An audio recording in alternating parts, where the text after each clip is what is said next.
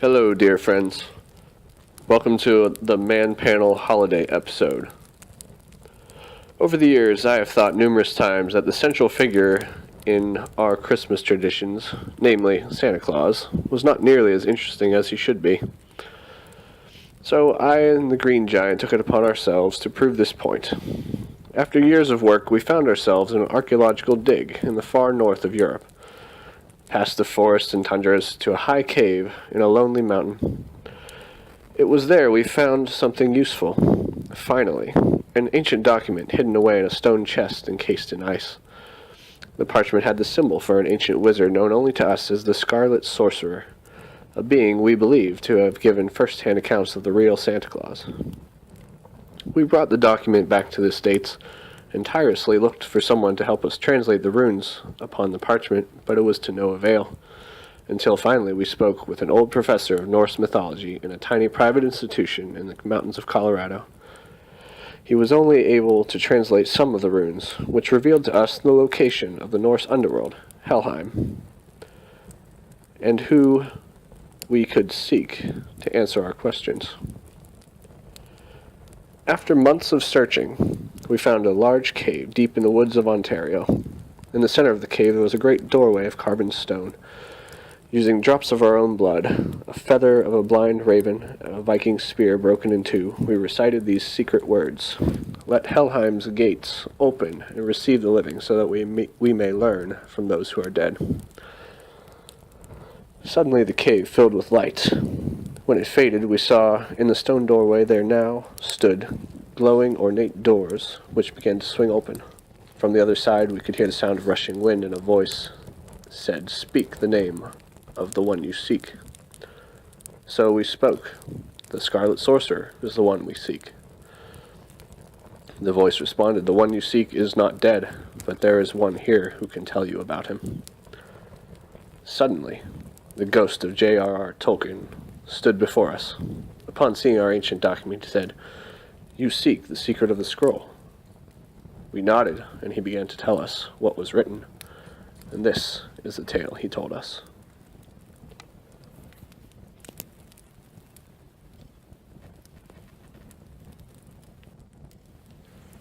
Long ago, in the kingdom of Camelot, there lived a young knight who was known far and wide for his skill and ferocity in battle.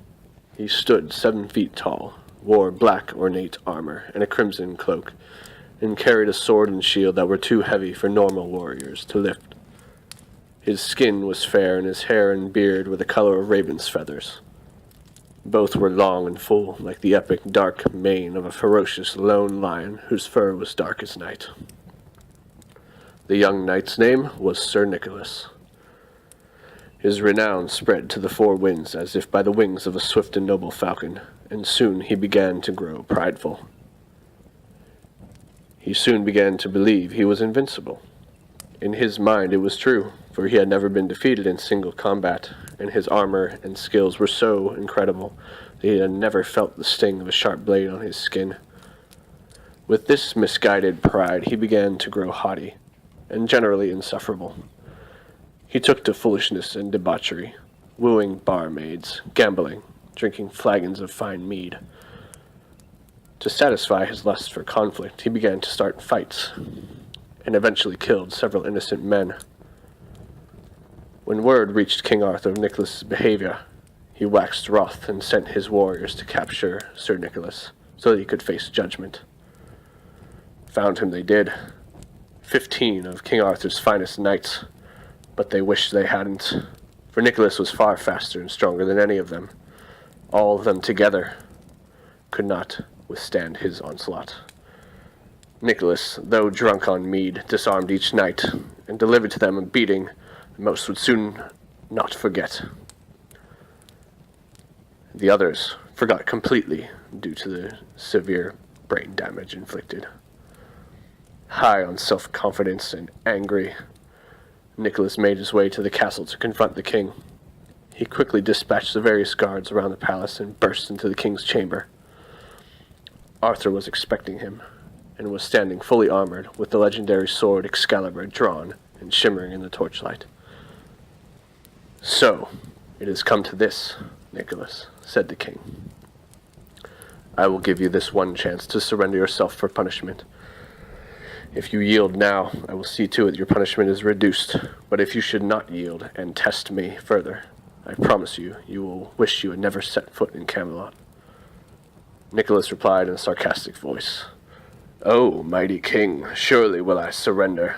I have made it a habit of yielding to weaker men." "You think me weak," said Arthur. Nicholas replied, "Look at you, Arthur. You are a tiny man with a fancy sword, no more worthy of taking me on than you are to wear the crown. I will not yield, and by night's end everyone across the land will know that I have killed the legendary King Arthur and taken from him his sword." "I had hoped for a peaceful solution to this, Nicholas, but you leave me no choice. Draw your sword and face me." "Fool! I will strike you down as if you were nothing more than a child with a wooden sword." With that, Nicholas drew his great sword and charged the king. Arthur brought Excalibur up to meet Nicholas's blow and blocked it easily. Nicholas was quite surprised because he had always thought the legends of Excalibur and the king himself were just fairy tales. He attacked again and again, his countenance slowly turning from one of smug confidence to stunned terror. Presently Arthur had had enough, and with a swift swing of his sword he parried a blow from Nicholas, and in a lucid continuing of that motion he swung hard and cut Nicholas's sword arm clean off just below the elbow. Nicholas screamed in pain and dropped to his knees. Arthur stood over him and said, "You have lived by the sword, Nicholas. Your actions of late have not been motivated by honor or courage, but by rage, lust, and pride. You are not worthy to be a knight of Camelot." "Just kill me," Nicholas replied, through grunts of pain. "I will not. This is your punishment. You are a trained warrior with no sword hand, so you are useless. You are banished henceforth. Your disability will either teach you humility and peace, or it will destroy you. Take heed, Nicholas. Do not let yourself be consumed with anger again, or your life will meet a miserable end. My gift to you is your life. Learn to live it with honor." Nicholas summoned the strength he had left and fled the king's presence, mourning the loss of his arm, and in his own eyes the loss of his life. Arthur watched him for a moment, and began to clean his sword. Suddenly he felt a gust of wind and heard the distant screech of a falcon. He stood up straight, and without turning around, said, "Hello, Merlin."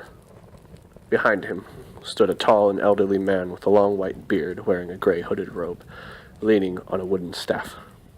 "Hello, Arthur." "Do you think I did the right thing, wise friend?" "Lend me your ear, lad. That boy has much to learn. These next years could destroy him, if he lets them, but I foresee he will become an invaluable asset to the world, if he finds the right path."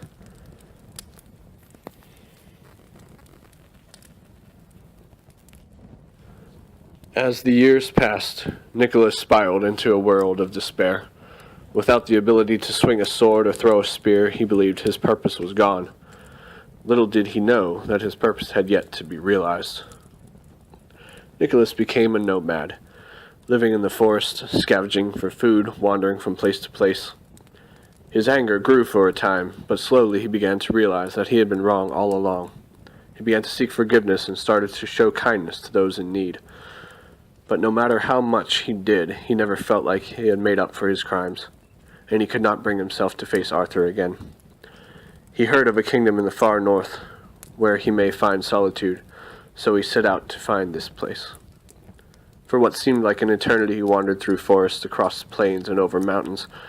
Many months later, on the brink of starvation and nearly frozen, he collapsed amidst a snowstorm. He awoke in a bed piled high with furs. He looked around as his eyes cleared, and he saw he was in a room with walls of solid crystal, with great pillars reaching the ceiling. Ornate carvings covered the pillars and doors. Just opposite his bed was a great hearth with a large fire burning brightly. His eyes came to rest on a high-backed chair. He was slightly startled when he realized that there was a being sitting in the chair staring at him. The being stood. It was tall, even taller than Nicholas himself. It had long pointed ears, thin arms and legs, long white hair hanging down past its shoulders, bluish-gray skin, and glowing blue eyes, wearing a black tunic with a silver cloak, held together by a silver brooch. Before Nicholas could even speak, this being spoke. I am Elfhelhein, son of Elfhelmir, who is lord of these lands and king of the Ice Elves. Our scouts saw you coming from a long way off. We feared you would not live. Pray tell, stranger, who are you? From whence do you hail? Nicholas could barely speak for shock of seeing this new being, but managed to mutter, I thought elves were not real. Elfhelhein chuckled, said, Well, as you can see, we are quite real. Come, my father has business with you. Elfhelhein began to leave and gestured to some folded clothing by the bed. When you have dressed, come out, and the guard will take you to my father's throne room. Nicholas obeyed and soon was ushered into the hall of the Elf King. He approached a giant crystal throne. It looked as if it was composed of starlight and living colors.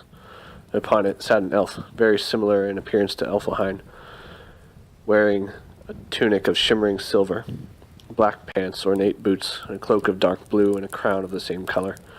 In his hand was a tall staff with a giant blue gem at the top, and on his hip was a thin curved sword. Beside the throne, there stood a regal female elf, wearing a similar but more feminine crown, a long blue dress with beautiful designs embroidered into it in golden thread, girded with a belt of silver discs. Nicholas assumed this to be the queen. Elfhelhein stood beside her. On the other side of the throne there stood another tall figure, but not nearly as tall as the elves. This person was wearing a dark gray robe with a hood over his head. A long white beard hung down to his chest in 2 braids. He was leaning slightly on a long wooden staff and a falcon perched on his shoulders. Nicholas knew who this was immediately. He had seen this person many times during his time in Camelot. It was Merlin, the legendary wizard. Elfhelmir addressed Nicholas, and it was soon decreed that Nicholas should be permitted to stay in his kingdom, that the elves would help him on his quest to find peace and forgiveness. When the meeting with the king was over, Merlin came down the stairs from the throne and stood before Nicholas. Nicholas averted his eyes from the old wizard's gaze, but it was no good. Merlin spoke. There is no need to hide, my boy. I see the struggle within you.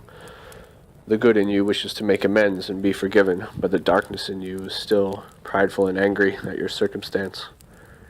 Here you will learn to fight this side of yourself. Here you will learn to control your hate, and here you will learn to finally have peace.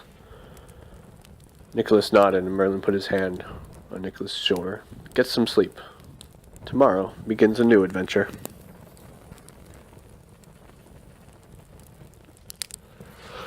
The next day came, and Nicholas was put to work in the palace, cleaning the stables and brushing the king's giant reindeer, which were the elvish equivalent of horses. He hated it, but he soon began to learn humility, and started to find joy in his work. Soon after this, according to Merlin's instruction, Nicholas began to serve in other capacities, moving up through the ranks of servants until he was attending the king and queen themselves. During this time, Nicholas built a great friendship with Elfhelhein, and was schooled in many of the elvish ways of art, music, and battle, even though his disability hindered him somewhat. He even began to fall in love with Elfhelhein's sister, Andriel. All in all, he spent 7 years with the elves. He fought with them, he played with them, he feasted with them, laughed with them, and over the years his pain and anger melted away into a distant memory. In the 8th year, Nicholas stood before the king and asked permission to marry Andriel. The king was delighted to welcome Nicholas as another son and agreed. The wedding was amazing. The hall was decorated with many colorful banners and tapestries depicting Nicholas and Andriel. The whole elven kingdom turned out for the wedding of the princess and this strange human they began to lovingly call Saint Nicholas, due to his newfound love of serving and bringing others joy. The feasting lasted a whole month, and Nicholas could not remember a time when he had ever felt so happy. Finally, he was at peace. Sometime after the wedding, King Elfhelmir summoned Nicholas to the throne room. When Nicholas arrived, he was thrilled to find that Merlin was once again in the Kingdom of Ice. The king and Merlin explained that they had been most pleased with who Nicholas had become, and he was finally ready. The king gestured to a servant, who handed Nicholas a bundle of purple cloth. Inside the bundle, Nicholas found a bright silver hand. It was sleek and had ornate carvings depicting Nicholas's life upon it. Merlin explained that Due to his progress from evil to good, he would finally receive back the thing he lost all those years ago as punishment for his crimes, his sword arm. Nicholas had grown accustomed to only one, but was overjoyed to hear this news, and he wept for happiness. Merlin placed the new silver arm upon the stub where the arm of flesh used to be, and he waved his hand over it. Suddenly the carvings lit up in red, and Nicholas felt a burn run through his arm, up to his head. The sensation subsided, and he lifted his new arm in front of his face. He could feel his fingertips again. He tried to move one. It worked. Excitedly, he began to move his fingers freely and laughed for joy, wrapped Merlin in a bear hug that could very well have been deadly for an old wizard, considering Nicholas's size and strength. This was not the only gift he was to receive. He was also given a new suit of armor, all in silver and black, an elvish forged sword of the strongest steel, and a new crimson cloak. Nicholas could barely contain himself. Soon he was dismissed, and he spoke alone with Merlin on the way out of the king's hall.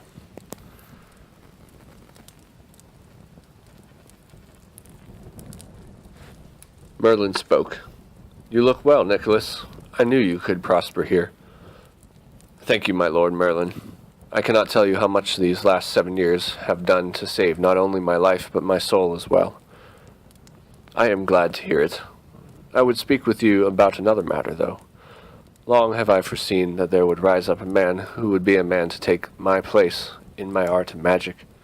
A man born of war, hardened in suffering and brought through with peace and joy. That man is you, Nicholas. You will become my apprentice if you choose it." Nicholas readily agreed, and the next 10 years was spent in training. Merlin taught Nicholas everything he knew about the world, about magic, about good and evil, and soon Nicholas became a powerful wizard. He went on many quests with his elvish friends beside him. They retrieved the Sword of Souls from the Dark Realm and melted it in the fires of Karnak, thus giving rest to those the Dark Ones had slain. They destroyed the ice demons of Belon and set free those villagers who had been enslaved by them. They went to seek wisdom from the great dragons of the sea, to understand the secrets of air and water, and many more. One day Merlin summoned Nicholas, and they sat before a great fire and spoke together. "I am very old now," Merlin said. "I have lived long beyond the normal years of men, and I sense that I am not long for this world. Master, I have sensed the same thing. I will be grief-stricken to see you depart this realm, but I know in my heart the good God will usher you into his presence, and I will see you again in that great hall in the heavenly realms." "Well said, my apprentice," Merlin laughed. "Before I go, I must ask you to go on 4 final quests, though." "Anything, master." "Nicholas, I know 2 things. My time is almost over, and that you are destined to live on this life for thousands of years to come. I have felt it for a very long time, and I know this is true. You are to be the guardian of peace, and love and joy in the hearts of mankind until the end of days is upon the world. So I must give you the last tools you need to become that guardian. First and foremost, though, you must make peace with Arthur. Finally put to rest that dark part of your life, for you will need all the good in you to become the man you are meant to be. After this, you will need the legendary Eye of All-Sight, which will allow you to survey the whole world. The Robe of Multi-Presence, which will allow you to be in more than one place at a time. And the Staff of Time, which will allow you to control time and space as you need to accomplish your task. The staff will also give you eternal life. Each of these items are hidden deep, all over the world, but without them, you will not fulfill your destiny." "Where do I begin, master?" "No one rightly knows. You will have to find them for yourself."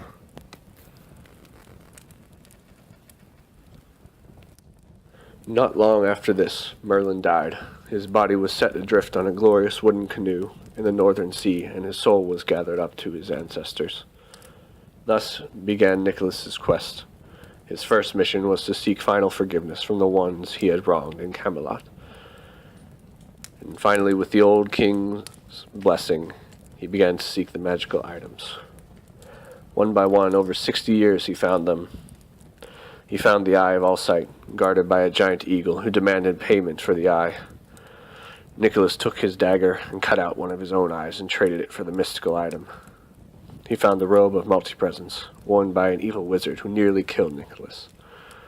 He himself had aged much, while his wife and friends remained the same due to elvish immortality.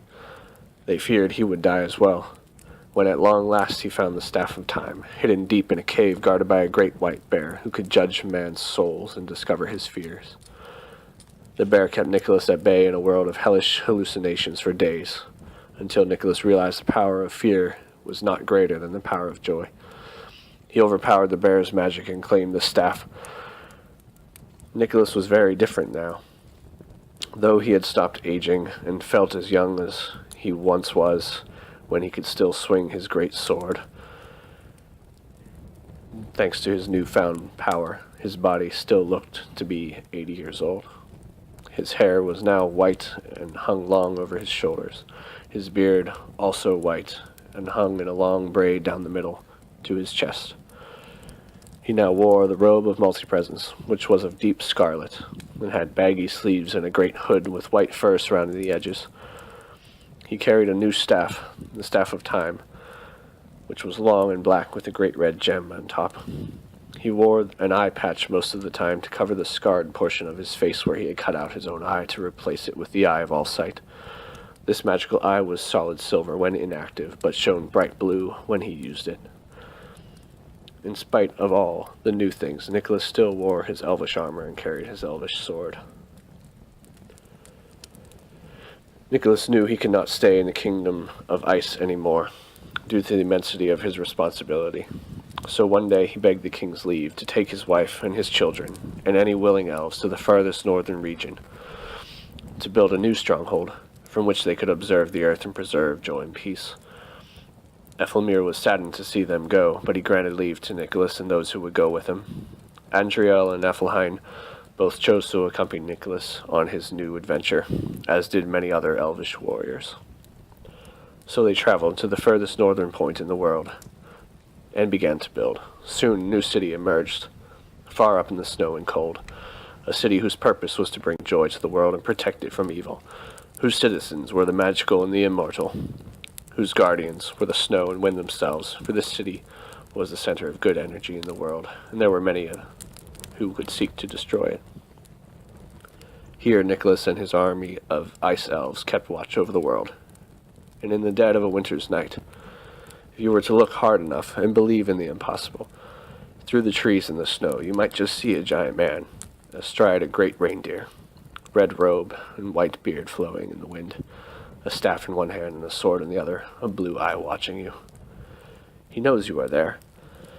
You are afraid, but just before he disappears into the wind, in the darkness you see from him offer you a sincere smile and a hearty laugh, and you will know that all will be well with the world, for this scarlet sorcerer will always be watching, ready to bring destruction upon those who would rob the world of peace and joy.